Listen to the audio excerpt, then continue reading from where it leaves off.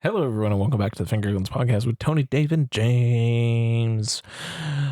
I am your final Tiff co-host, Jimmy, and I'm here with Big T, Tony B. Yeah, and Very, very, very tired Tiff fanboy Dave Baldwin. hell yeah, Insider Baseball here. We're recording this final episode right after we recorded that last episode you just listened to, or maybe you didn't because you're listening out of order, and I'm not your mom. I can't tell you what to do, but go back and listen to that one, and then come into this one.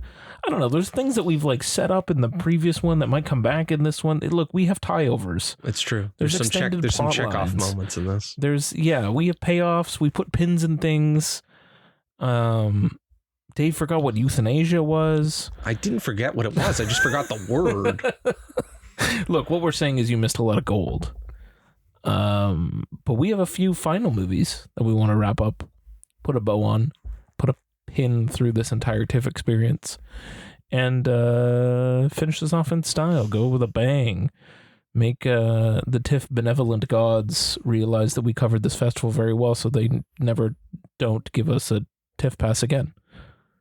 I think. Yeah. No, they'll give us a pass. They better give us a pass again. Goddamn well better. Dave will write a goddamn manifesto to get us a pass next year. I will. Excellent. All of that said, you want to get into these last ones? Yes, I do. Let's fucking get her done.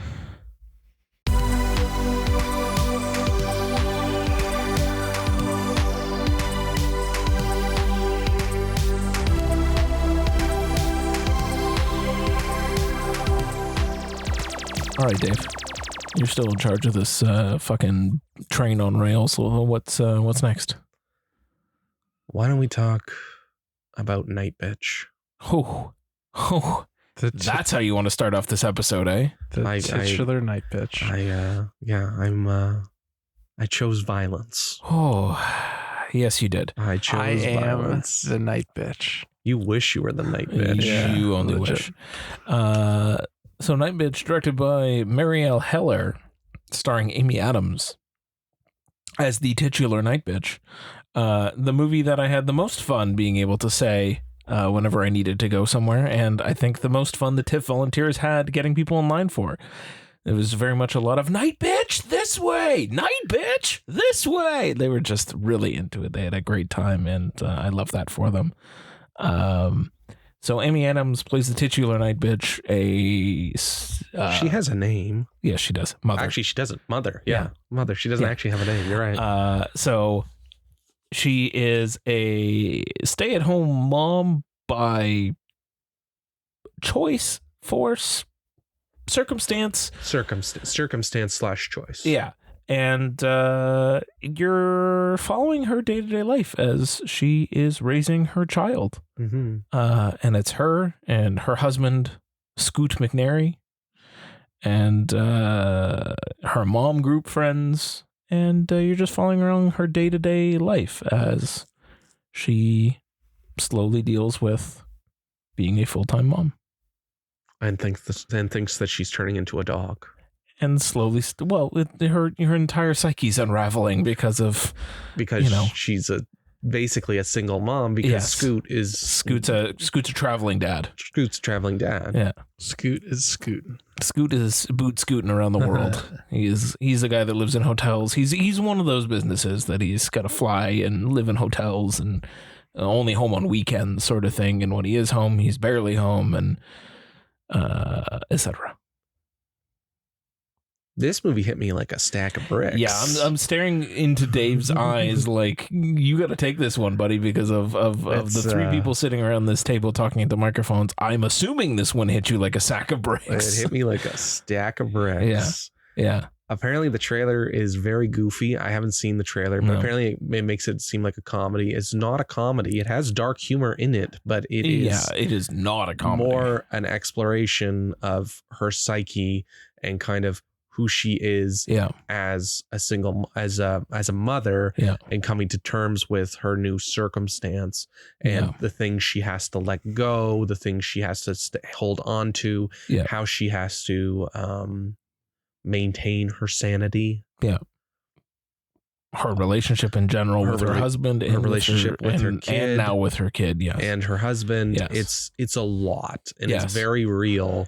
even when it gets a little more fantastical with the whole turning into a dog thing, which is more metaphorical than anything. Absolutely. But if you have kids or if you've been in a relationship, like a long-term relationship, then you're going to see yourself in these characters. Yes. And you're going to listen to their arguments and you're going to be like, you know what? I've had that argument. Yeah. I've had these feelings. And Amy Adams, it's tour de force, like full-blown gonzo performance from her. Like at one point she's barking like a dog. Yes. And she goes like full Nick Cage. Yeah. Like, this is her putting it all out there. You won't give her the Oscar. She doesn't give a shit anymore. She's just going to just do what she wants. Yeah, absolutely. And she is magnificent. Yeah, she really is. She is the whole reason that this film works at all. But I was sitting there, I was floored. I never watched the trailer. I think, Tony, you did. I watched the trailer and almost missed this movie, and I'm kicking myself for even thinking about missing this movie. Yeah. If you've watched that trailer, that movie is not what that is at all. Just avoid the trailer until they like listen to our trailer right now. Listen to our trailer right now. No, this this movie's the real deal for sure. Yeah. Yeah, exactly. I was absolutely floored by this one. I really, really enjoyed it. It was the last film I saw, actual film I saw at Tiff, and it was a packed house. I was crushed against the wall, but actually it was quite comfortable. It was fine. But I really, really enjoyed it. It was, everyone seemed to walk out of there really happy and thrilled with it too. Like it was, it's deserving of the praise that it's getting. Amy Adams is great in it. And, I love that she just fully leans into this role. And I love what this movie explores. Even as a person that does not have children of my own, it is still very relatable content. If you know a mother, you will relate to this content. Yeah. And I don't have much else I can really say other than like it's great all around. Recommended, highly recommended viewing. Maybe just don't watch it with your spouse. Or do I might you know what, like I would say might have a conversation. I feel like it'll be like a girls' night movie with all the girls coming to go see it. I think that they would all enjoy it. Yeah. But I've been warning people not to watch it with their spouses because I feel like it's just gonna there's just gonna be fire. I mean, it depends on how you take things. Like to me, it's like I think it should just open up some conversations, and like if you identify with mother in this. In any way, shape, or form, then maybe it's time to sort of have a conversation about why you identify with mother and, you know, talk to your significant other and figure out how to better balance a relationship. Because that's really what this comes down to as well, is like, you know, that's the main sort of thing is kind of like work together. A lot of that would have not had to happen, as they kind of realized throughout. Look at James being the bundle of positivity. I mean, for it this. can be. I mean, you know, people are shitty, and you know, some people will just tear someone else's head off because of a movie that they saw, and you know, that's fine. But like, I think film should lead to conversation, and this can lead to a conversation. You don't have to get mad about it. Like, it just feels very real. Yeah, of course it does. A lot of very real. Like shit gets real immediately. Yeah, and but it's not happening to you. It's not happening to you, but you definitely, if you've lived through it, then you know exactly what they're going through. Sure, the movie obviously triggered Dave. It did trigger me, yes. But I mean, you can. It also didn't help that there's that one scene where she's yelling. He's yelling at her for different things, and he's just sitting on the toilet on his phone while the kid's taking a bath. That's happened more than once in this house, and I am not proud of it. Yeah. I mean, it can be triggering, and it can, you know, lead to things, but you know, I wouldn't say that necessarily means you can't see this with your spouse. Like it's a little bit too much. It just feels like a grenade. Like a grenade is going to go off. Look, if this movie is a grenade, you need to deal with those problems. Agreed. Agreed. If this movie's going to do it, there was underlying shit something was going to be this movie instead. I don't know. I think every movie should be seen, and see it with your spouse. Who cares? If it leads to a conversation, great. Learn from it. There's decent messages and lessons and themes in here that you can take away. And she is the night bitch. That I'd say. But anyway, full recommend. Big thumbs up. I would too. What we got next? Piece by Piece. Piece by Piece. Tony, tell me about Piece by Piece. Simple premise. Oh, good. Tony loves a simple premise. He does love a simple premise. It's a documentary chronicling the life of Pharrell Williams and the Neptunes. Oh, is this the one that's all Lego? That's literally what I was about to say. The rise of Pharrell Williams and the Neptunes in the music world, and it is told through Lego. That's fun though. So it is technically a Lego movie. Yeah. Not even technical. It is a Lego movie. So it is a Lego movie. Yeah. In the Lego universe. Is it Lego Presents Piece by Piece? No, but kind of maybe. It did have the Lego logos at the beginning. Okay, so they did work with Lego anyway to do it. Yeah. I saw the giant Piece by Piece Pharrell. I should have took a selfie. And then I saw the small one being carried around the streets as well. Mm-hmm. Yeah. It's it exists. It's interesting. It's interesting. It's directed by Morgan Neville, who's has done excellent documentaries. Very prolific documentary filmmaker. Tony, you talk. I need to figure out what Morgan has directed before. I didn't really know the story of Pharrell Williams. Sure. And I didn't know he was a producer to start. Was because I thought he was I thought he was a solo singer right from the start, but he was a producer. Producer was NERD. So Morgan directed Won't You Be My Neighbor, 50 Feet from Stardom, and Roadrunner, a film about Anthony Bourdain. So he has directed. He did those ones. Nice. Those are his movies. Cool. And then he's doing this more experimental documentary with Lego. Cool. So I didn't know certain things, so it was informative for me. Sure. They usually they use the Legos really well. There's a lot of nice visuals with that, and they get really creative with some of it.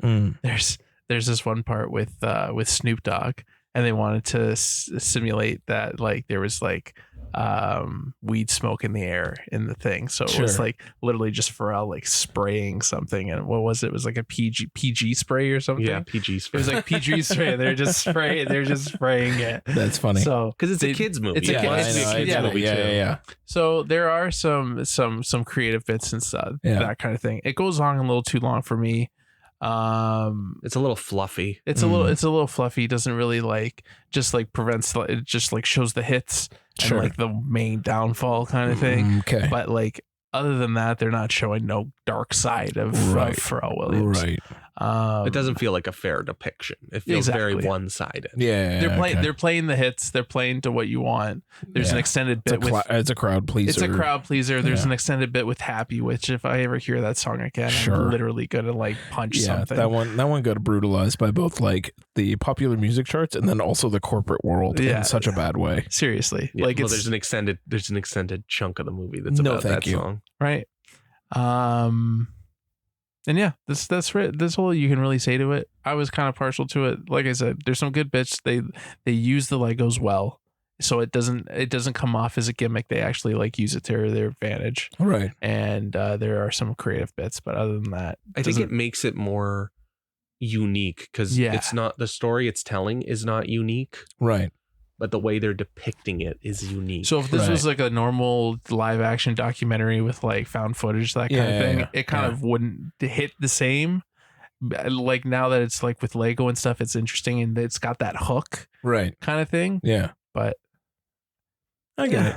Okay. Yeah. So kind of yeah. No, I would say no rush out to see it. Yeah, I wouldn't rush. That sounds fair. Tony, tell me about I, the Executioner. Oh, yes, please tell me about this. All I've been hearing is good things, Tony. Tell me about it. Which I skipped on the first day, but had to make sure I saw on the last day. Yeah. So, talk to me, Goose. I, the Executioner is the sequel to a film called Veteran. So in I, the Executioner, the veteran cop Sudu Chulo and his team at Major Crimes, they team up with a rookie cop to take down a serial killer. Cool. Then that's all you need. And the serial killer is killing people who got off with different crimes. and kind of So he's kind of like a vigilante-esque. Vigilante executioner. He's the executioner. Yes. Because he is trying to like, he kills them in the way that their victim died. So kind of a little bit of a moral gray of whether you kill this man or not. Like he's still killing people, but he's also killing bad people that he's killing pieces of shit. Yeah, interesting. Yeah. Okay. So you're and killing a vigilante. Yes, and they have to figure out who it is. Right, got it. Type thing. And as the audience knows who it is from the start, and you kind of, you're watching it trying to figure out who it is. Okay. Plus how this individual is also like evading the police. Right. Yeah. Right. It's done in an interesting way. And it reminded me a lot of the Korean beef movies. What are those? The Roundup. Yeah. Like kind of like that, like the team. Yeah. The team being together and kind of going through different things. Cool. And like there's parts that are funny and there are parts that are like amazing action choreography and brutal violence. Like there's an extended bit where two guys are falling down like the stairs from hell, and they're still fighting. Yeah, okay. As they're falling down the stairs. Wild. And like the way the camera captures it is just fucking intense. Cool. I thoroughly enjoyed this movie, and I'm kicking myself that it took me all week to watch it. I'm kicking myself for not seeing it and for it also having crummy showtimes. It kicks ass. Yeah. Dave said it's best. It kicks a lot of ass. Yeah. If you've seen Veteran, you'll definitely like this one because it keeps the same intensity. Veteran was more of like an action comedy. Played to I compare it a lot to Lethal Weapon. Oh, okay. 'Cause it's like that kind of thing where the teams like arguing with each other, they're yelling at each other, kind of like the Roundup 2 where they're like, they're just bickering at each other. I get it. Because they know each other so well. And they've been working together for so long, right? The only thing I would say that kind of takes it away is they're dealing with a serial killer, so it's more bleak moments. At least with Veteran, they were just dealing with like piece of shit rich guys. Got it. So you could play with the comedy a little bit more. Whereas this one, it's dark, it's bleak, so it's almost like a whiplash where it's like it's slapstick and then it goes to fucking heavy themes and stuff. But other than that, like you're on the edge of your seat the entire time. You're never bored. There's extended action scenes. There's this fight on a rooftop in the rain. You'll see some of the screenshots in the Tiff promos of like the rain scene. That scene is absolutely incredible. The fight choreography, it's like a dance, man. Like I was so enthralled. All right. The guy beside me was actively saying Jesus Christ more than once. Yeah. Okay. Like it is something to see. It is an absolute fucking blast. Wow. If you're a fan of Korean action movies, you'll definitely like this one. Cool. I love this. Yeah. I really want to see it. Like it is. I'm mad that I wasn't able to fit it into my schedule and be able to see it. So it's remaining on my list until I'm able to knock it off. Well, Veteran is on Netflix, so you can watch the first one. In the meantime, I can get up to speed on the first one. Yeah. And even if you haven't seen Veteran, there's a couple callbacks in this one. There was a couple that I completely forgot. And it didn't really change my perspective of it at all. Cool. So at least there's that. You don't need to see one. It's not necessary. It's not necessary viewing. While you wait for it, it's definitely one to check out. Cool. I love that. I guess the next one we're going to talk about is Queer, which is the newest Luca Guadagnino joint, starring Daniel Craig as William S. Burroughs. Oh, I got turned away from the first screening of this. Because that's Tiff right. put it in like 13 and didn't expect there to be a friggin' which sellout. Also I don't know what they're doing. Right? There's at least like 50 or 60 people that got turned away. So they came up with the idea of putting in the IMAX a couple days later. Right. And I actually got to see that. And it was full. And it was full. And it was pretty full. It wasn't completely full, but it was full. Huh. So also in the film are Drew Starkey, Jason Schwartzman, and Leslie Manville. Right. So it's again, it's about William S. Burroughs. It's based on his book. It's the 50s in Mexico City, and he's just kind of drifting along, and I guess he hooks up with Eugene, who's a young student, and he's finally found someone to latch onto, and they kind of latch onto each other, and it's not exactly a healthy relationship. Right. And he's also being haunted by his visions of his dead wife. Fuck. All right. Right? Yeah. This movie was supposed to be 3 hours long. Yeah. And it got cut down to 2:15. The rumor was A24 told Luca they were gonna buy it. Yeah. But it needed to be shorter. Oh, okay. So that's the rumor. So this premiered at Venice, and then it came to TIFF. Right. And I feel like the 45 minutes that are missing kind of explains more about the dead wife and more about some of the bug imagery. Oh. Which I only latched on, or I only understood because I've seen Naked Lunch. Right. Okay. Which is also about Burroughs. Yes. And also about his dead wife. And he wrote that. He wrote that. Yeah.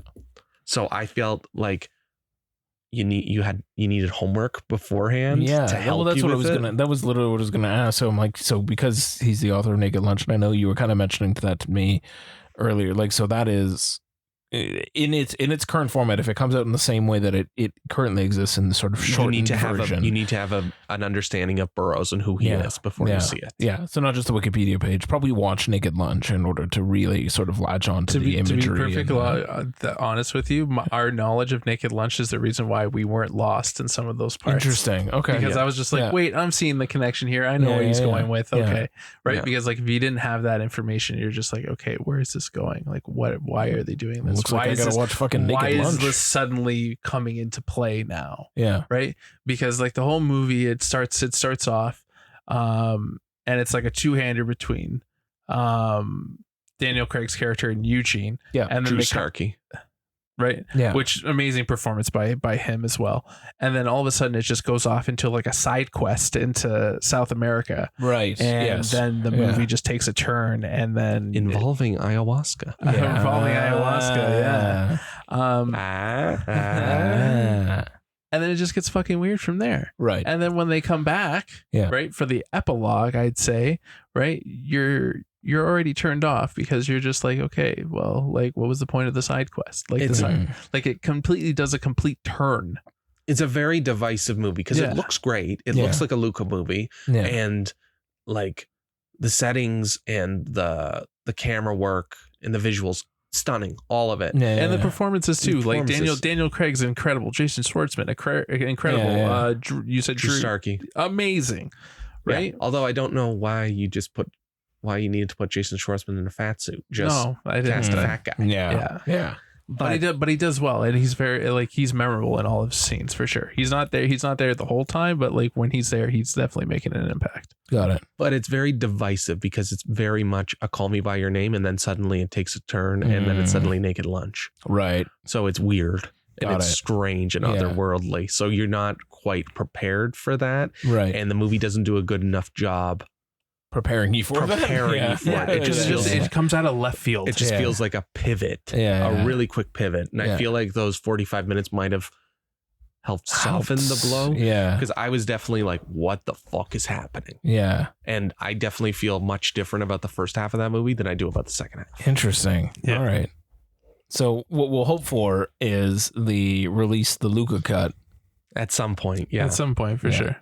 Like it is worth seeing because again, it's Luca Guadagnino and I love him. Yeah. And it's Daniel Craig, aside of Daniel Craig, like an intimate, like you've never seen Daniel Craig like this. Very introspective performance from him. Yeah.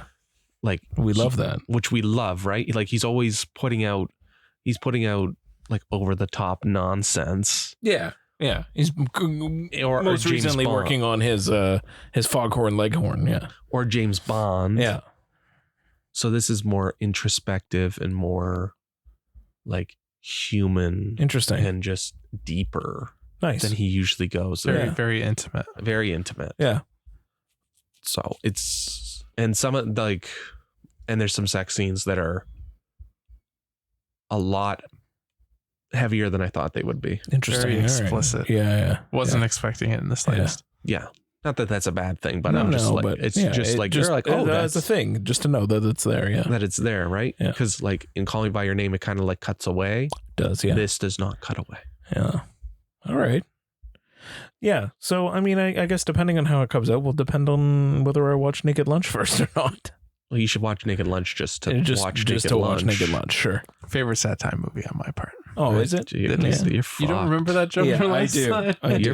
You're fucked. It's Tony's Cheer Me Up movie. You're fucked. James. Cool. Yeah. Tell me about Do I Know You From Somewhere? Or Do I Know You? Yeah, Do I Know You From Somewhere? Yeah. That's what it's called. For sure. Canadian film. I was about to say Canadian. Shot in New Brunswick. Directed by Ariana Martinez. Ooh. And this was her first directorial feature. It stars Caroline Bell and Ian Otis Goff and Mallory Amaro. So 3 sort of Canadian actors as well, which is great. Essentially, it's a journey through a relationship told with a sort of a different kind of take on it. And it deals with, choices, the idea of what if, the idea of what could have been. Almost you could also think of it as like a multiverse in a kind of way of like what could have happened in a different lifetime in a different time.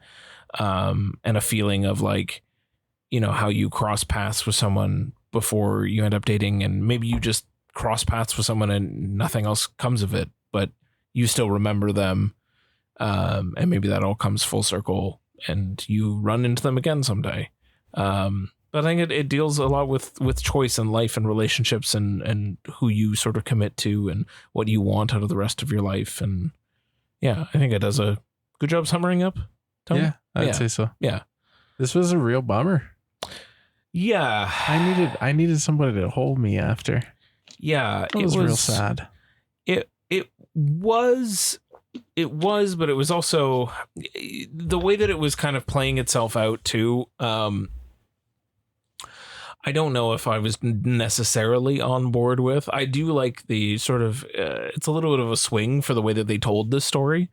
And the way that it comes out, I think everyone acts very well in it. Like it all feels real. The way I think about it is if it was in the hands of a more experienced director, I think the movie would have been a lot different. Yeah. I think the movie is a little bit messy. Yeah.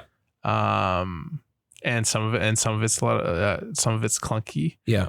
Some of it you're very confused, like where we are. Yeah, it does try to mess with your because it geography. It messes with the memory, and it's basically like one relationship's deteriorating as another one's slowly beginning, kind of thing, right? And it's like they're tossing. And I like how you said multiverse, right? Because like it's like an alternate reality kind of thing, right? But it's not at all clear. Yeah, and it's doesn't always come across as clear as you want it to be. Yeah. It's still a very, very, very decent debut. Yeah, I do like it. The story, I admire the story. It felt very personal. Very. There are definitely some emotional beats in there where you're just like you get kind of choked up. Yeah. But yeah, overall, not necessarily the strongest. Yeah, I agree on all of that. I think the only other thing I wanted to say is like, yeah, I because of the way that it's trying to portray itself between being multiversal alternate timeline sort of thing. It's taking a cue from Eternal Sunshine, I'd say. Yeah. Right? Very much so. Yeah. Very much Eternal Sunshine-y in that sort of way of like remembering and memory and dream and things like that. I'd figured it out pretty quickly, I think because of that. I caught on board right away and I'm like, I know where this is going. And it was very sort of evident as things kind of progressed its way through, and like they did a decent enough job, but like they were very heavy-handed with some things. Like there was the magnet countdown on the fridge. And you're that's what I was gonna say. They don't really waste any time. You're in it. You're in it from the get go, right? Like it opens and like you see the magnet, and you're already in. The countdown's already started. Yeah. Okay. But it's 79 minutes, so it's worth watching. It's worth watching because it's not long. I think it's pretty solid for exactly what it is. For a Canadian movie like this, I'd say it's a decent watch. Yeah. Okay. And I guess I was at the premiere. Oh, cool. But so the cast and director and producer were there, so it was very cool. Very, very, that would have been cool. Yeah, they were all dressed up nicely, and even though it was only in Cinema 13 at the Scotiabank, but they were very happy and proud, and it was good. I got a free little magnet out of it when I walked in, so that was nice. But I also that was my back-to-back. I walked out of the Substance and into Do I Know You From Somewhere, and what a switch of a movie I had to walk into. Wow. Yeah, that would be a wow. It's a double feature I was not expecting. I can imagine. Yeah. Tony, let's talk about Aberdeen. Aberdeen, which was directed by Ryan Cooper and Eva Thomas, and is about a Indigenous woman who she how do we say this nicely without she's kind of a fuck up. Okay. She's down on her luck. And she wants to her grandchildren are going to be in the foster system, so she wants to get she wants to adopt them as her own type thing, and she kind of has to go through a series of obstacles before she's able to do that. Right. And one of the main ones is she needs a form of ID because she does not have ID. Got it. Yeah. So she was found sleeping on a park bench, got thrown in the drunk tank. Yeah.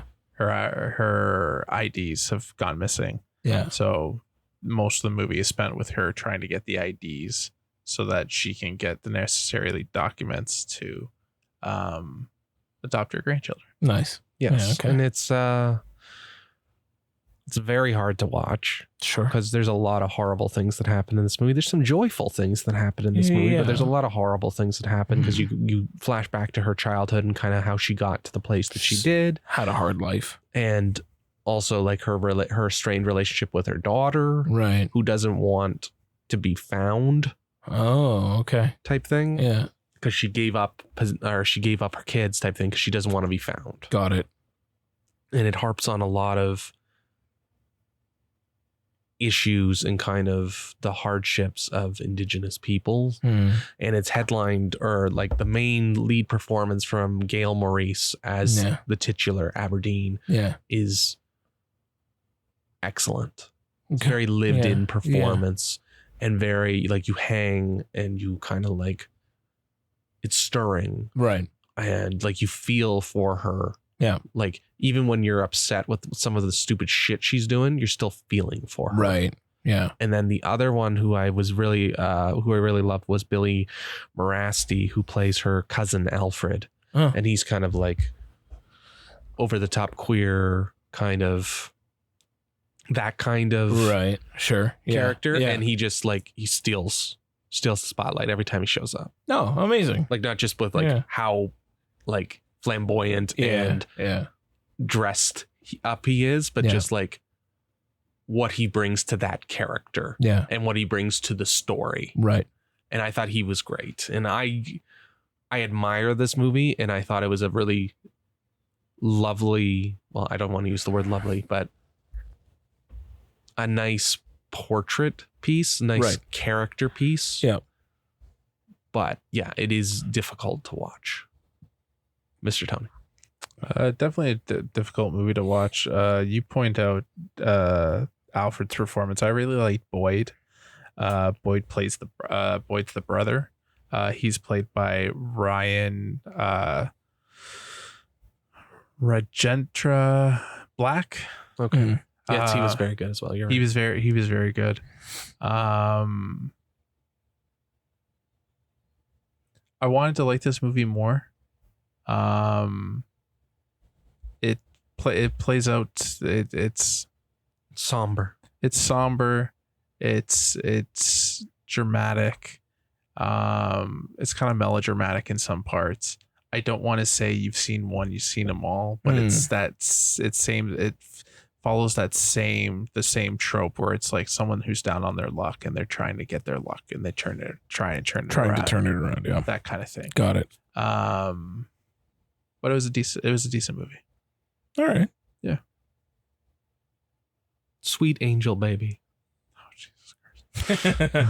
Dave's rolling out the hits for Tony. So, Sweet Angel Baby. Sweet Angel Baby. Just because the titular Sweet Angel just Baby. because we're talking about Canadian cinema. Canadian cinema for sure.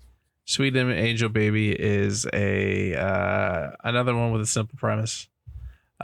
This woman, she is a beloved member of her fishing community, but she kind of has a dark side. She has an online presence, let's say. And then the online presence is suddenly discovered. Right. And so she's on OnlyFish, I'm assuming. It's like, I'd say so. Yeah. Her identity is discovered. Sure. And then shit hits the fan. Is it shit hits a fan and like her life is like unraveling sort of thing, or shit hits a fan in like other ways?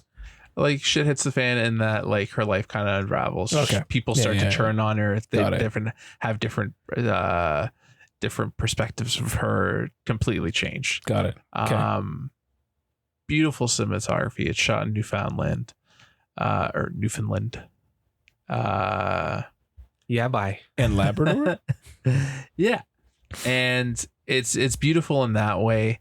The only problem is it is 96 minutes and you feel the 96 minutes. So if it was 6 minutes shorter, we'd be fine with it. Yeah, 6 minutes shorter for sure. Nothing really happens. That's the thing, right? It kind of just leads up. The moment happens and then carry it on. And then there's like a little bit of fallout, but nothing really happens in this movie. Okay. And it takes too long for that moment to happen, right? Because they make it sound like that's what the movie's about, but it doesn't happen until like halfway back half of the movie. Oh, so like 2/3 of the way in is when this finally hits, and then it just kind of fizzles and then it kind of fizzles. Nothing. Yeah, I wasn't really drawn to it. It's all fizzle, no sizzle. It looks great. Yeah, and the lead actress, Michaela Kraminsky. Sure. Karimsky, yeah. Karimsky? She's very good in it. She's so good. So good. Very good in it. It just didn't do anything for me. Yeah. Okay. I was just bored. It just kind of is. And then it just kind of ends abruptly. Yeah. Yeah. And you're in it. It's like one of those, it feels like a slice of life movie, but like there's nothing really to hold on to. And then El Maiha Tail Feathers is one of the supporting characters, and she's very good as well, I would say. So it seems like it was like a good premise, but just not well executed. Yes, that nails it. Yeah, that's how it felt. Because like I was really hooked, and then the way you described it, I'm like, oh no, I don't really care anymore. Yeah, but that's kind of how the movie is too, where you stop caring. Yeah, got it. I wanted to like it a lot more, but I was pretty disappointed by it. That's unfortunate. James, let's bring you back into the game. Tell us about Riff Raff. Ooh, sure. Yeah. So Riff Raff, directed by Dito Montiel. One of Tony's favorites. One of Tony's big OGs. So a sort of a blended family, let's call it. So a guy's on his second marriage. He's got, wife and kid. And the kid is your lead through into this story.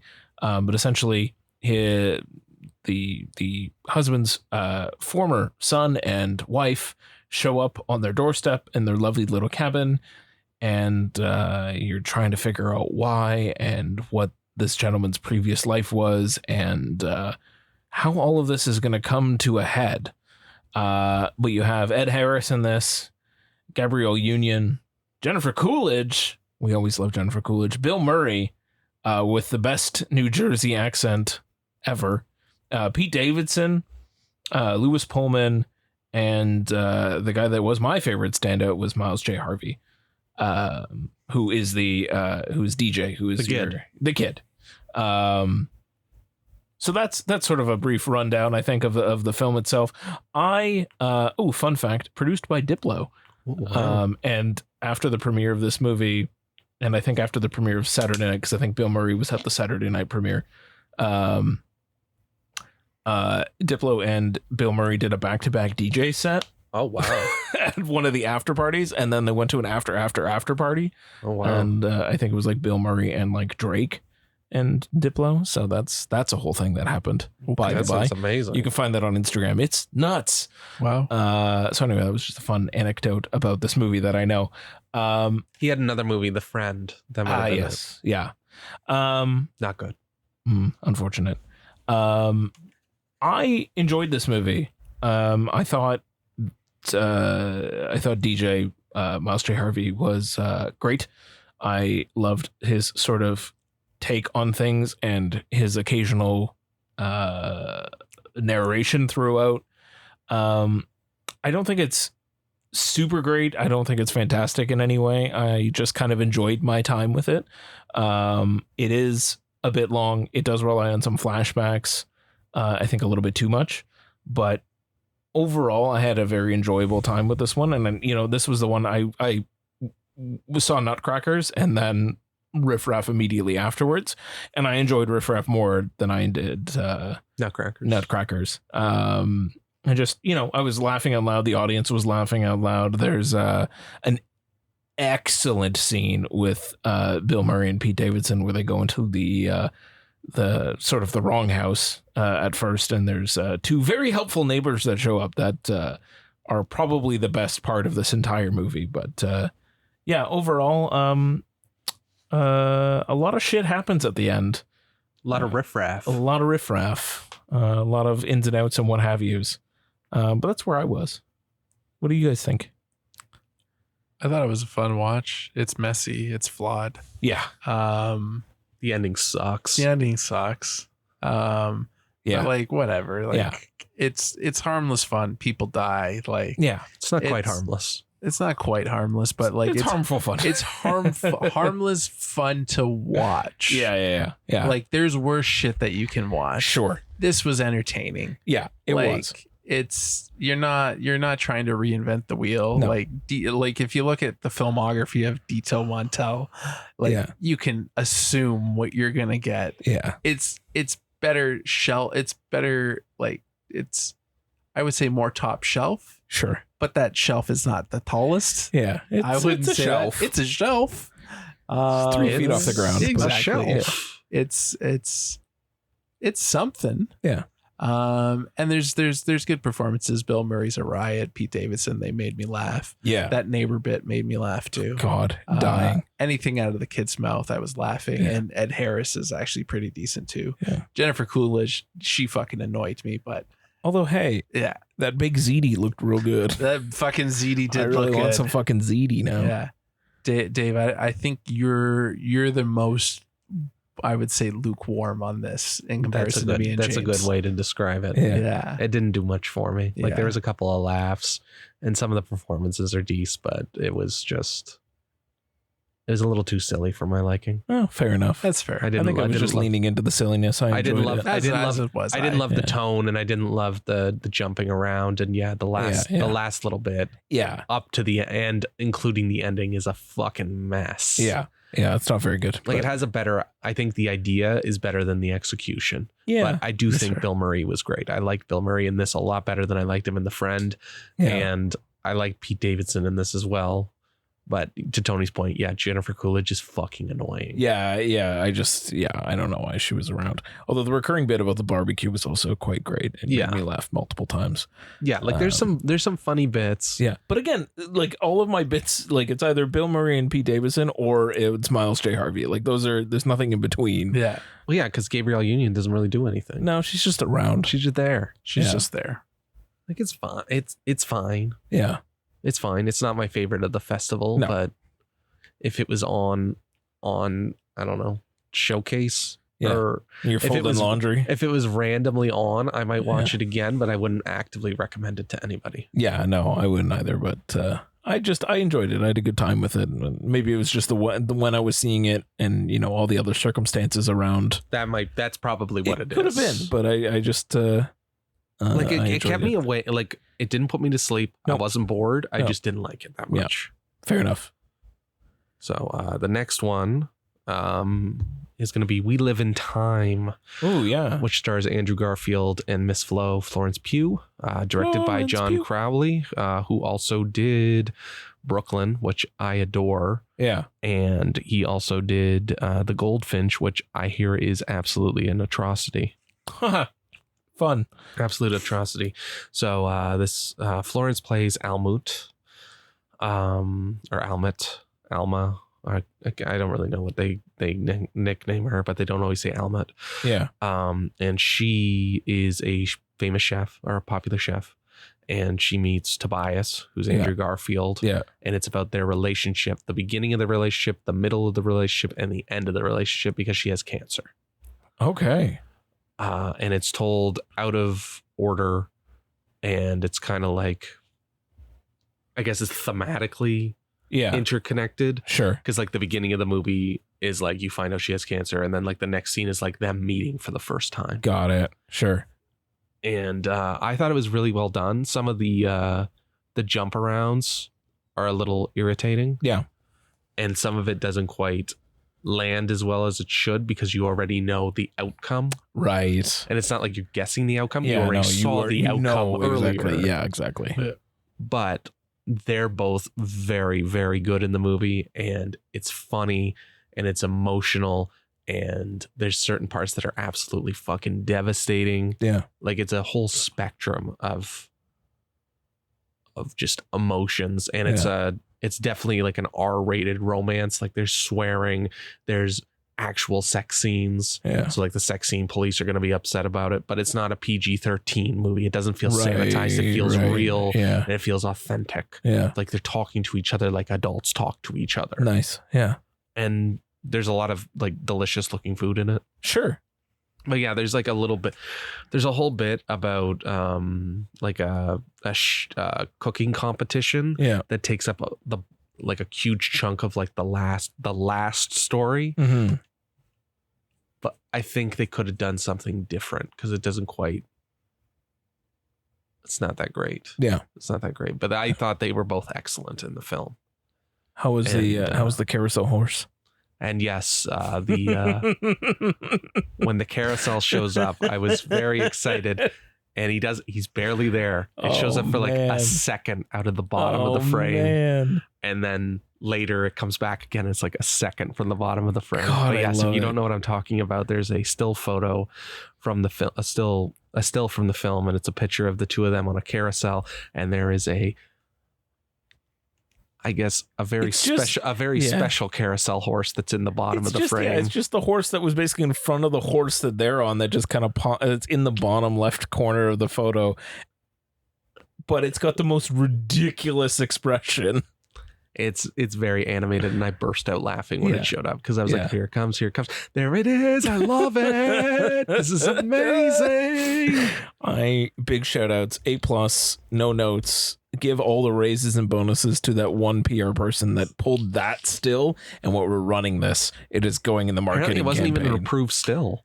Apparently they looked at it and they're like, what the fuck is this? Incredible. Amazing. So yeah, it's worth watching. That one comes out in October. It's should bring some tissues. Bring some tissues. All right, fair enough. But yeah, they pour their hearts in, and yeah, it's a romantic drama for adults. So love it. You should definitely check it out. Nice. And then I'm going to talk briefly about The Fire Inside. Oh yeah, talk to me. Which I was at the world premiere last week for. Yeah. And it's about the true story of Clarissa Shields, who was a high school junior from Flint, Michigan. Yes. Who trained as a boxer, and then she won the Olympic gold medal. Wow, cool. So it's about her training and kind of getting bigger and bigger, because she's not exactly like, she's in small town Flint, Michigan type thing. Got she's it. a nobody. Yeah. She's a nobody and kind of like getting she's to the Olympics. She's on the F wrestling circuit. Right. Yeah. And then like getting up to the Olympic stage. Right. Cool. And then kind of, so it's about that. Yeah. But then it's also about what happens after. Oh. So what does the Olympics fall in this movie? Like, is it the Olympics is like the middle. Okay, interesting. And then what happens after? Post-Olympics. And that's like the most important part of the movie, but it comes in the third act. Yeah. Like the last 30, 40 minutes of the movie. Yeah. And by that point, you're kind of like, oh. It comes too late. Oh. Because you have like the heightened. You're so built up. You're built up from them getting to the Olympics. Yeah. And then you're just kind of like, oh. Like I think they could have done a little more emphasis on that, or they could have put a little bit less emphasis on the Olympics. Yeah. Because once the Olympics happen, you're like, okay, it's over type thing. Like this is an underdog story. We know where it's going. Like she won. Yeah. It actually happened. That's it. Could it have worked as a way of like if they sort of started it as like the down part of that post Olympics and like told it with maybe flashbacks to her training and winning the gold? That might have worked better. Interesting. That might have worked better. But yeah, it's kind of like a sad face at the end. Oh. Like I wanted to like it a lot more than I did. Yeah. But it's written by Barry Jenkins, which is interesting. Yeah. And then it's directed by Rachel Morrison, who's usually a cinematographer. So this is like her first in the director's chair. And she was the first female cinematographer nominated for an Oscar for Mudbound. Wow. So Ryan Destiny plays Clarissa, and she's spectacular. Nice. She like lights the screen on fire. Yeah. She's so good in it. And Brian Tyree Henry is her trainer, Jason, and he's just as good as he always is. Because I love Brian Tyree Henry. The best. But it was filmed a little bit in Hamilton and in Toronto type thing. So that's kind of fun. But yeah, I wanted more from it, and I think I just didn't really care at the end when I should have cared. Yeah, fair enough. And I wanted to care more. Just kind of let you down by the end. Kind of let me down. Rough. So we saw Unstoppable before that, and I liked Unstoppable a lot more. And then we saw Eden after that. And then we saw Eden after that, which I did not. It was and we saw Room Next Door at the beginning of that day. Yeah. That was what a day. That was an emotional day. Yeah. Yeah. Sir. So the big controversy this week was for a so-called Russian propaganda film called Russians at War, where there were protests from Ukrainian groups that were very upset that Tiff decided that they wanted to screen this movie. They protested at the Press and Industry screening, and then Tiff pulled it because of threats. Yes. And because of like obviously awful press. Yes. And because they were worried about what would happen. Yeah. So they've since rescheduled it for this week that they're going to show it twice in one day at the Lightbox. Yeah. I don't know if you had tickets, you're able to go or whatever, but I'm assuming they're going to protest it again. Absolutely. They're going to. But I haven't watched it yet, but you two had the opportunity to screen it. So please tell me about Russians at War. Tony, I'm going to let you talk about what Russians at War is, because I have a little bit more I want to say on it. So first, let's set up what Russians at War is. I would say it is a documentary showcasing firsthand boots on the ground soldiers fighting in the war, but on the Russian side. Yes. And you're with the Russian soldiers. Yeah. And I would say it's an unflinching look at sort of the opposite side of this conflict. Yeah. I don't necessarily believe, or I can't fully commit to the phrase that it is Russian propaganda, because it is not kind to the reason why they are there and they are doing this. It's kind of brutally honest in the sense that like some of the soldiers, first of all, are drafted. Like they did not have a choice. They don't have a choice to be there. They were literally plucked from their homes and sent to the front. Like fuck you, you're at war. Some of the other ones, it's because they were sort of down on their luck, and this is the only way for them to make any kind of living to support their family, because Russia pays better if you're in the military than they do for any other job. So it's, systemic economic problems within Russia as well. So the motivations for why these soldiers are enrolled in the military varies from, there are some who they're patriotic because of perceived somethings from this very long conflict that has been going on between Ukraine and Russia. And if you know the conflict between Ukraine and Russia, it's been going on since 1920, off and on, nonstop, pretty much throughout. So the reasons are varied. It's not saying that like Russia's right in their approach in any means.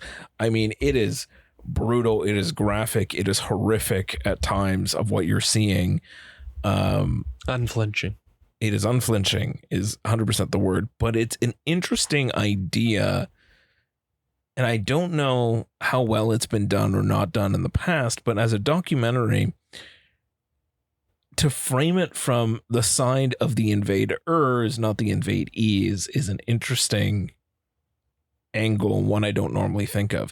You hear about all the horrific shit that Russia's done in Ukraine.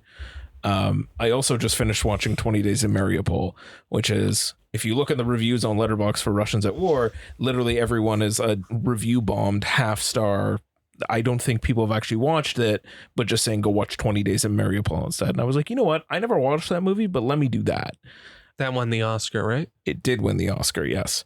20 Days in Mariupol follows the people in Mariupol, not the military. It has nothing to do with the military, but if you try to look at both sides of this thing, on the Ukraine side, of course, you're going to follow the people because the people are the ones being impacted.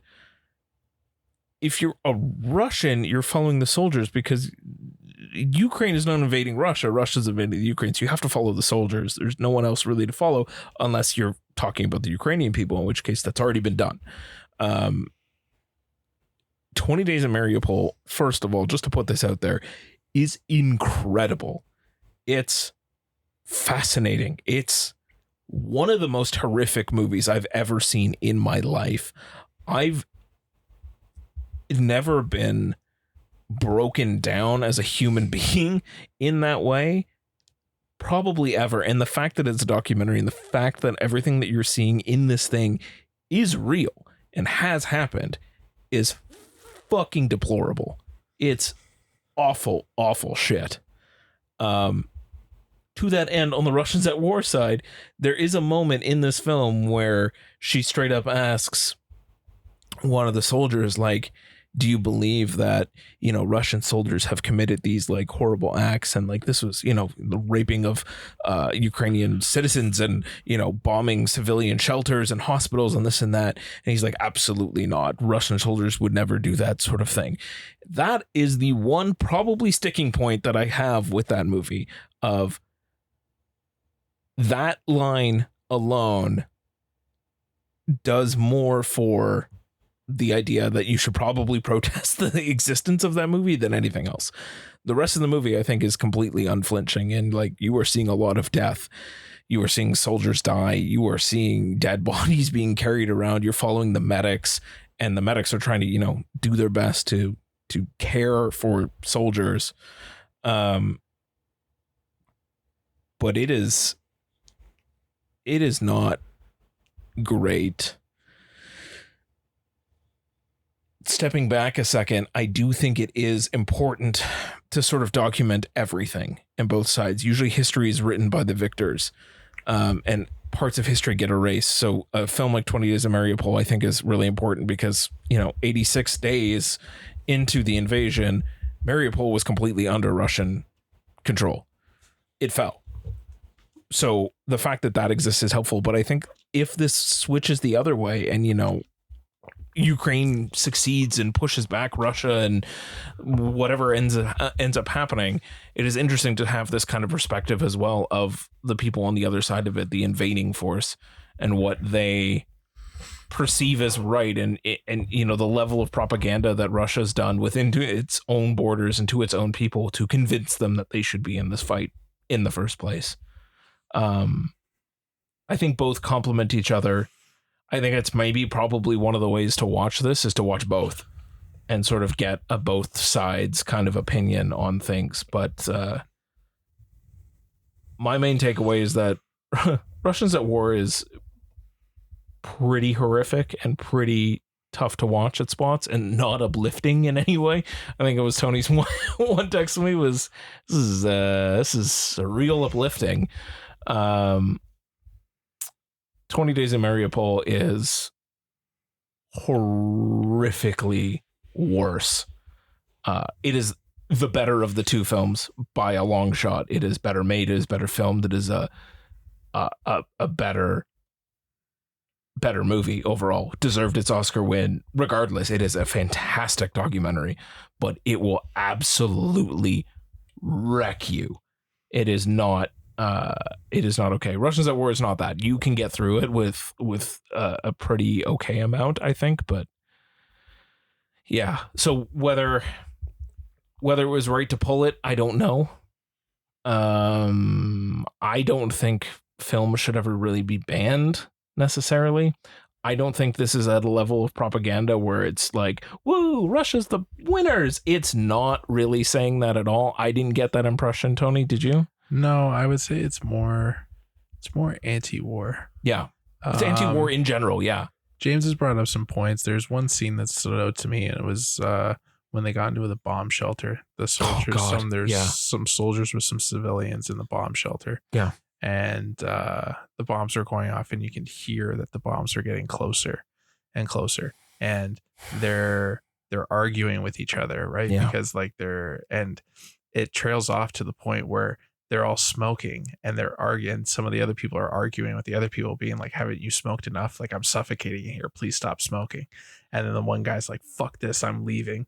And he like goes out. He's like, haven't you smoked enough? And he's like, no, I need a cigarette. So he's like walking up to the bomb shelter, and then a fucking bomb goes off and it sends him back a couple of feet. Yeah. And you're just watching and you're horrified because like the soldiers are all arguing with each other.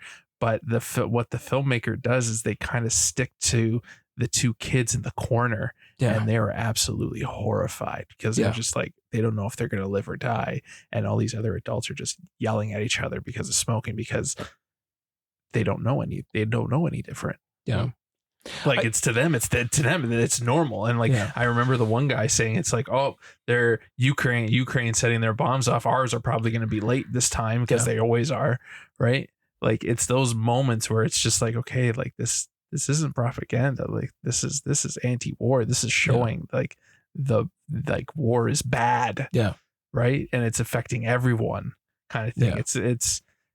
It's not an easy watch, and it's very challenging. Yeah. To James's point, I don't think it should have been pulled because every artist should have their right to show their art. Right. And what it's depicting, it's not what's being perceived in the media at all. Yeah. It's following the people, and as I said, like, is the only people you can follow on that side are the soldiers. So it is a very sort of what is happening to an individual within war, and generally like war is fucking garbage. Like one of the soldiers just like straight up just fucks off. He's like, I'm done. Like I can't do this anymore, and just like goes back home. But I do like in both Russians at War and 20 Days of Mariupol, it does not give you any additional context to what's happening. It is not telling you anything larger about the war itself. It's not telling you about any of the ideologies really on either side. It is following strictly the people impacted by this. The boots on the ground. The boots on the ground. So in this case, the boots on the ground for Russia are the soldiers as the invading force into Ukraine, and you know why they're there, and you know the reasons that they're fighting for. And on the Ukraine side, it's the boots on the ground, the people that are there either fighting back, the doctors, the civilians themselves. So it's kind of two sides of the same coin, but all coming around the same message that all of this is fucked, and none of this is a reason for a movie to not be shown. Like Russians at war deserves to be seen, should be seen, and should challenge people to question, the reality of sort of either side of this. But it is certainly not propaganda and not kind to Russia being an invading force in Ukraine at all. Sorry, it was a long-winded answer. No, that's perfectly acceptable. Yeah, I don't know. I still want to see it. I'm glad. I really hope I have the opportunity to watch it. Yeah, I really do too, and I hope I hope some people are actually able to see it and take a moment to just kind of pause and reflect on it, and pair it up with 20 Days in Mariupol as well, and watch that, and kind of pause and reflect on the entire thing, and war in general, and more than that, just the human toll it has, whether you're a soldier in an army or a civilian in a city. The toll it has and the impact it has on people and people's lives is profound and ridiculous. And I don't know. I'm out of words. Wow. Yeah. I'm a different person now than I was, I think, 48 hours ago. It's something. Yeah. It sticks with you. Yeah. Okay. So sorry for that absolute bummer. Yeah, bummer of a conversation. Bummer. Yeah. Well, we only have 2 movies left Right. that we want to discuss. Sure. So we already discussed first runner-up for People's Choice, which was Emilia Perez. Yeah. But we did not discuss the second runner-up, which was Sean Baker's Honora, yes. which won the Palme d'Or. Yes. Back at the Cannes Film Festival. Yes. And was one of the hottest tickets at the festival this year. Impossible to get. Impossible to get unless you were shelling out quite a bit of money for it. Yeah, those resale tickets were in the 200s, I think. Yeah. Yes. So I, being, awesome, had the opportunity to see the film prior to the festival. So I was glad I got to see it. So Honora, yes. the titular Honora, or Yes. Annie as she likes to be called, is a sex worker from Brooklyn. She works at a, I guess it's an upscale strip club. Yeah. It's not too seedy, but it looks like it's an accurate depiction of what a strip club is without the glamour. Got it. Like when you watch a movie like Hustlers, it looks very glamorous. Yeah. This does not look glamorous. This looks yeah. like what a strip club looks like. Yeah. So one night she is she hears that someone is requesting, our customer is requesting somebody who speaks Russian. Oh, okay. And she's the only one on the floor who can speak Russian. Yeah. So she meets with Ivan, whose name Mark Idelstein, and they hit it off really well. Oh, okay. And he wants to see her again. Yeah. So she starts doing out-call sessions with him. And he's falling deeper and deeper in love with her. Got it. But he has to go home to Russia. Got it. And so he decides that they should get married. Okay. Because he is the son of an oligarch in Russia. Got it. And he decides that they should be married. So they get married. He doesn't tell his parents. And then people get upset. Oh. And it kind of goes from there. Oh, okay. And it's it kind of gets very uncut. The first hour is kind of like their love story, and then the second hour is very much uncut gems after hours, like chaos. Oh, interesting. And it's really well done. It's really funny, really emotional. Mikey Madison is the lead, Honora. Yeah. You'll remember her from Scream, or Five Cream, as you like to call it. And she's also in Once Upon a Time in Hollywood. Yeah. No, I guess these are spoilers, but she's the one that gets lit on fire at the end of both of those films. Yes. So it's a nice... she's a penchant for getting lit on fire. She's a penchant for getting lit on fire, and she does not get lit on fire here. Damn it, Dave. But she does light up the screen, and she leaves scorched earth behind her because this girl, like, she is a bad bitch, and she is not taking shit from anybody. Okay. And like, she swears her face off. She is violent. She is very much her own woman, Yeah. and she will not be told what to do. Fair enough. And it's just, you're watching her and you're just kind of hanging on everything that she does. Yeah. And it's just a really, really well done, like natural, like it feels authentic and genuine. Right. And the gut punch of an ending is like, it just stays with you. Man. Like even after the credits roll. Mostly because it plays through some of the credits, but it's just, it's riveting. Infinitely jealous, my dude. It is riveting. Like it is such a well done film. Yeah. And I can't wait to see it again. It comes out in October. So excited. And it's just, I love Sean Baker. it's one of his best films. I don't know that I think his, what was his last one? Red Rocket. Red Rocket, I think, is the one I least fuck with. Because I like Tangerine and the Florida Project a lot. Tangerine's really good. So it's closer. I would say it's closer to Red Rocket than it is to Tangerine and Florida Project. Like it's still artsy and it's still, you're still looking at the real people doing the real things. Yeah. It's not as artsy. Okay, that's fine. It's not necessarily the artsiness that I'm necessarily into, and then it's just his style. But yes, like I can't say enough good things about this film. And the only other thing I want to point out is Yuri Borisov, who plays Igor. Yep. He's very, very good in this movie. Nice. Like I don't want to say how he factors into the movie, but he makes a lasting impact, and he's the only one that can even dream of competing with Mikey Madison. Okay. Who like this is like Star is Born kind of performance from her. Wild. Like I've never really thought much of her before, but she is excellent in this movie. Amazing. Oh, I'm excited. That's great. Yeah. It's definitely one to keep your eye out for. Yeah. It's going to be in the Oscar conversation for sure. For sure. It won the Palme d'Or for a reason. Hell yeah. Cool. So I guess that leaves us with one last film that we didn't talk about yet, and it's the People's Choice Award winner, Life of Chuck.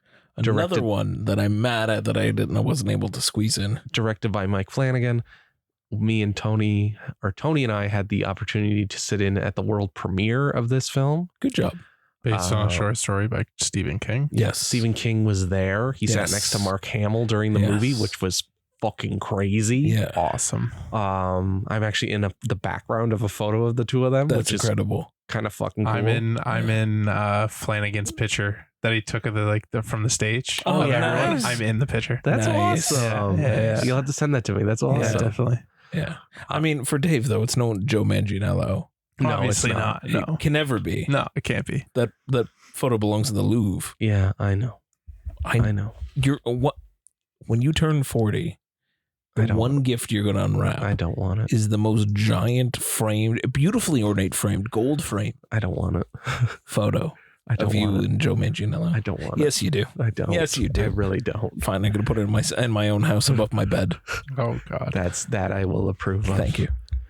So anyway, it's not a scary movie. Like it has some scary elements. Yeah. So it's not. It's more along the lines of like Stand By Me, Shawshank Redemption, Stephen King. Yeah. Than it is like Cujo and Salem's Lot. Yeah. And It. Was it a short story or a full story? Short story. Short novella. Or novella. Sure. Novella. Yeah. It's in his If It Bleeds compilation. Got it. Okay.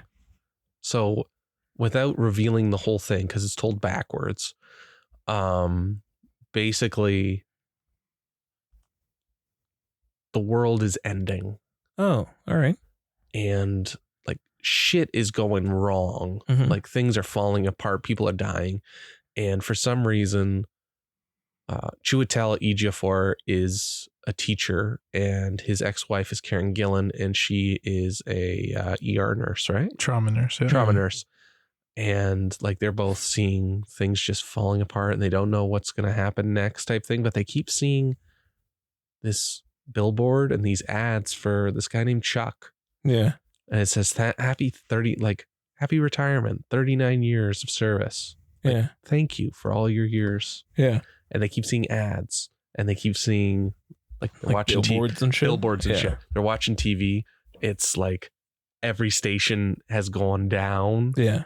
But they're still playing this ad for this this Chuck guy. Huh. And they're trying to figure out What why. the fuck? Yeah. What the fuck is happening? Yeah. Who the fuck is this Chuck Yeah. guy? Yeah. Because they're all like, who the fuck is this? Who the We don't fuck know who is this this guy guy? is. Because they're like 30. Like, who the fuck is this? Yeah. It's like he doesn't even look like he's been working Yeah, for 39 yeah, years. yeah. He looks 39. Yeah. Yeah. And then you come to learn who Chuck is Okay. and why he's important to the story. Got it. Not to say, because Chuck is Tom Hiddleston. Yes. And he's not in the movie a lot. Yeah. But yeah, you find out who he is. Got it. So I don't want to spoil what comes after. But yes, it's told in reverse order. And it's a genuine crowd pleaser. Nice. And it's really heartfelt. Yeah. Really emotional. Yeah. And it has great performances from Mark Hamill, especially. I really liked Mark Hamill in this movie. And Tom is pretty great. Yeah. And then Chiwetel and Karen are both excellent as well. But it's not... Nice. It's not what you're expecting. Okay. It's definitely an unassuming film that kind of creeps up on you. Fair and enough. as you're slowly learning what's going on or Yeah. figuring it all out, Yeah. it's just, it comes over you in waves. Okay. And there's some dancing scenes that are actually amazing. Quite Cool. amazing. Yeah. Quite amazing. Nice. This one kind of came out of nowhere. I was not expecting it to hit as hard as it did. I'm still thinking about it.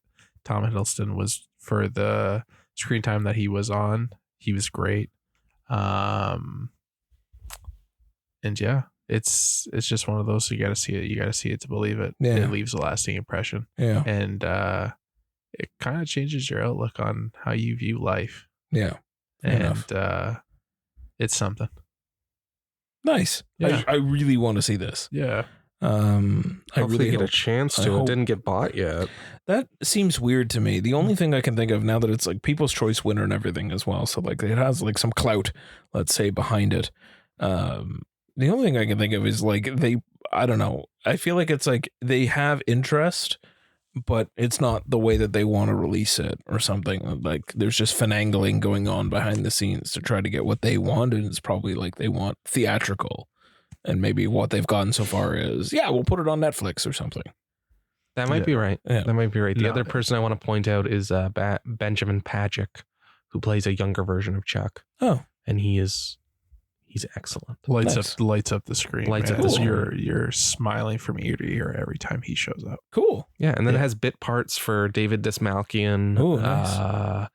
Katie Siegel, Nice. Harvey Gulian, Yeah. Mia Sara, Heather Langenkamp, Cool. and Matthew Lillard, Jacob Tremblay. Like it has a pretty Stacked cast. stacked cast of people you will definitely recognize. Yeah. Yeah. But yeah, I think the best thing I could say is it's exactly not what you're expecting, Right. and just try not to find out more about it. Fair. Yeah. Try to go in as blind as possible. Yeah, as blind that's as what I possible, wanna and do. I genuinely hope that more people are able to see it and they don't have to wait too long to see it, because it does. When it ended, I'm almost certain I talked to Tony about it, and I was like, "This thing's like a People's Choice winner." Yeah. Yeah. And it And was. It was. Yeah. It was in the conversation. It Yeah. stayed in the conversation. Like I know that a lot of people in like the trades and stuff are talking about how it's a surprise winner, or how it wasn't, like how they didn't hear anybody talking about it. But if you were on the ground at TIFF, Yeah. Everyone was for talking longer about it. than the Yeah. first weekend, everybody was talking about this movie. So it's not a shock at all that this movie won. Yeah, because it premiered on. It was like the first Friday. Friday. Yeah. The first Friday, Yeah. and it played. They added more screenings As of it. the week went on. Yeah. And anybody who saw it loved Yeah. it. And it was also a really tough ticket to get. Like I tried multiple times for one screening that would have fit my schedule perfectly, and I could not fucking get it for the life of me. Yeah. So if you were following the buzz online, it was there, but it wasn't like overpowering. But if you were in the festival, if you were like immersed in the festival, then you knew this is the one This to was the watch. one. That this is it. Everyone we talked to, no matter who it was, this was in the conversation. Me and Dave were calling it from the start. Yeah. It is something that you knew it was going to happen. Yeah. So once it got announced, it was just like, well, we've been calling it since we fucking saw it. So yeah. I mean, historically, and I feel like only you two would probably know, but probably Dave, because he's more of a nerd about this. Has there ever been a People's Choice winner that hasn't come out?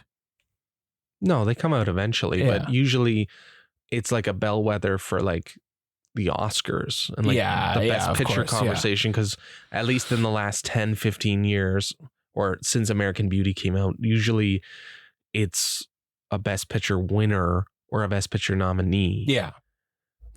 And it's this one's a little bit more odd because it doesn't have a distributor. Yeah. Right. And it beat Amelia Perez, which is a Netflix film, and everyone's talking, and it's going to be a heavy hitter at the Oscars. Yeah. And Anora, which won the Palme d'Or. Yeah. So it's kind of like it's a curiosity. It is a Yeah. curiosity, but it can't even get the backlash that these movies usually get right away. Yeah.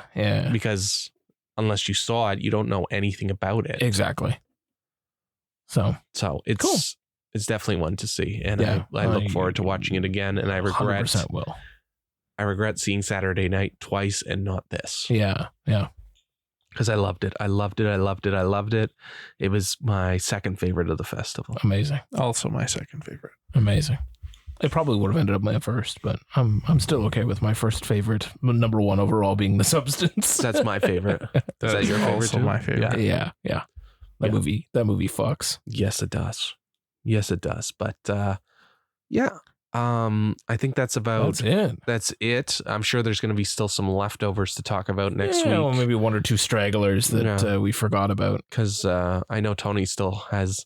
I can see it on his face that he wants to talk about Megalopolis. Yeah. Well, we'll hopefully get to talk about that once your boy Jimmy, who got iced out of seeing Megalopolis.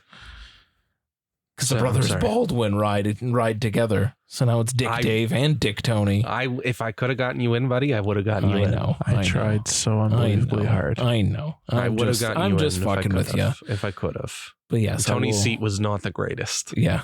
Second row from the front. Yeah. Tony needs to see it again. In the fucking IMAX. Yeah, in the IMAX. Oh, it was God. Enormous. God. Yeah. But before we do that. Yeah. What were our overall thoughts of the festival? I had a lot of fun having a press badge. Right. I loved having the press badge. Yeah, that was a really good time. I enjoyed being able to sort of see a bunch of screenings, and kind of make my own schedule and not have to hustle hard to buy tickets, and just you're hustling for tickets, but you're just swapping them in and out and kind of make your schedule as you go. That was nice. The flexibility was nice. Just go with the flow. Yeah. Easy breezy. Always adapting. Yeah. I think even if you pay your way. Like, I think that's still like the key to this festival is you got to be easy breezy. You got to be able to. And you got to have an maneuver and have an A, B, C, D plan. Yeah. Because there's so much to watch. Yeah. And like sometimes it doesn't work out. Sometimes it does. Yeah. And you just have to be able to pivot. Yeah. Yeah. You gotta be open to the possibilities. Like I saw a lot of random movies, but I also saw a lot of like the bigger movies and stuff. So there's always the TIFF is one of those festivals where it's very versatile. It has your heavy hitters, it has your big names, but it also has your little ones that you're not going to see anywhere else. And yeah. I will say, so for some of the bigger films, it was a little bit of a scheduling nightmare in terms of where TIFF was placing things. They did a lot. I don't know. I'm only reckoning back to the only other time I had a pass back in the day as industry in the before times. In the before times, where it was a little bit easier. I think like we were able to pretty easily schedule everything and see everything, and there wasn't as many like films over top of each other. But I found this year, a lot of the heavy hitters, let's call them, the ones that people really wanted to see, they just stacked them on top of each other, and you had to like Sophie's Choice your way into a film of like, well, I can't see this because this is playing at the exact same time, so can I fit this somewhere? Like it was a lot more finagling, I think, with the schedule this year than maybe in previous years has been. That's fair. That's fair. And we missed The Brutalist, which everybody was talking. Anybody who saw it was talking about. I think it's that one's such a commitment for a film festival because that's half your day gone. That's true. Essentially, right? Like you are sacrificing a whole lot to see it, and like if it wasn't good, you sacrificed a whole lot to see that. So it's it's a tough call. I'm very excited to see The Brutalist. I am too. I do really want to see it, and it's the only regret I have. Yeah, and it's a vague regret just because I didn't want to commit to it. Yeah, it was a big commitment. But big ups to Tiff for allowing us to come in as press. Yes, thank you. We loved it. Yes, and we had a blast. Absolute blast covering this. We had a lot of fun being a podcast at TIFF instead of being a podcast around TIFF. And really like properly covering the festival and going to as many events as we could, and filming some stuff on location and recording some stuff on location. The entire experience was a lot of fun. Yeah, I agree. And then I want to give some shout outs to some of the people at the Scotiabank P&I. Oh, sure. Who I loved and did us so many favors. Laverne, who was at the ticket desk. Yep.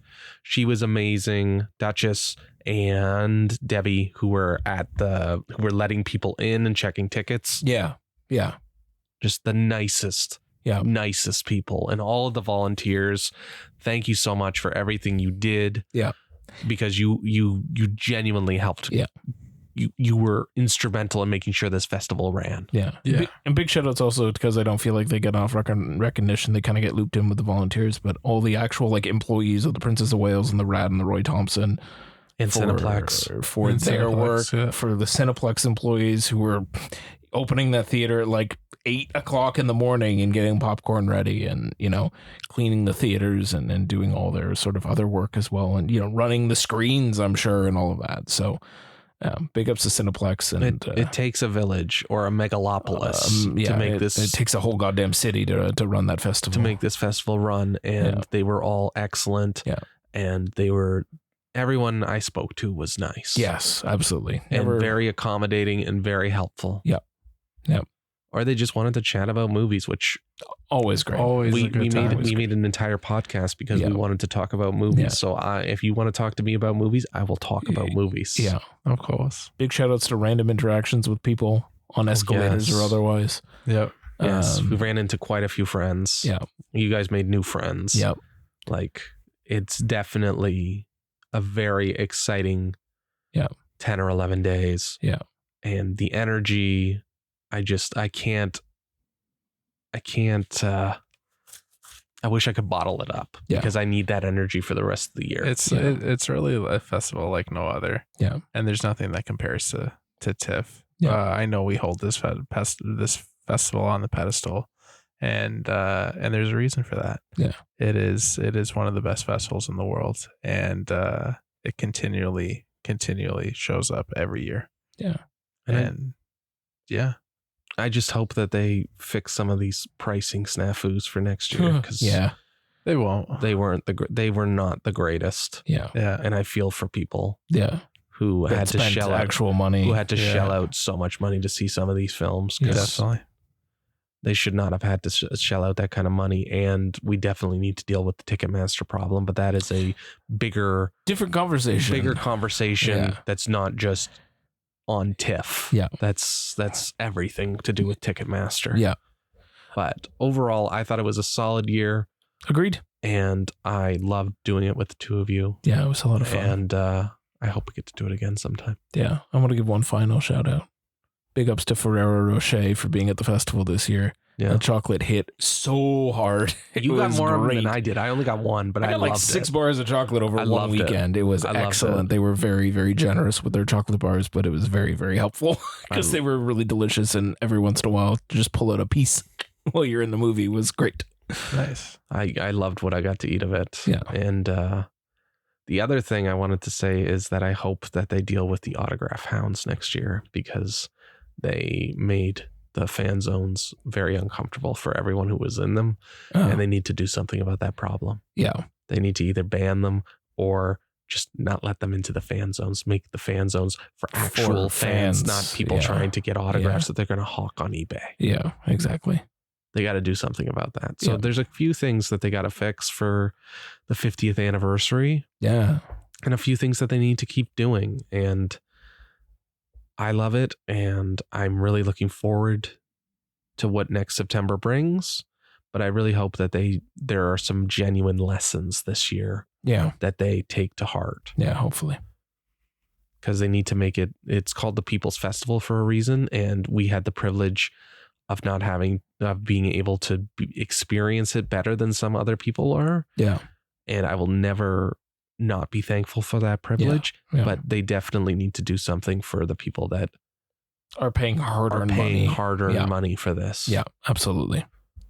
Agreed. Absolutely. So, but with that, I think we're finally putting this to a close. I think so. It's the final Tiff episode exclusive. Yes. And not counting the leftovers that we're bound to talk about next week. Or whatever. But yeah, this is the final sort of under our Tiff banner episodes. This will be the last one. But we thank you all, because honestly, without any of you, this wouldn't have happened. The three of us would not have been at Tiff. Well, you two would have, but I probably would not have, because we wouldn't have been together. I can't afford that shit. We wouldn't have been together. Yeah, and so we appreciate all of you for giving us this opportunity as well, and to bring you all these movies, and to hopefully have given you a bunch that you've added to your watch list on Letterboxd if you have one. If you don't have a Letterboxd already, I don't know what the fuck you're doing. Get on that shit.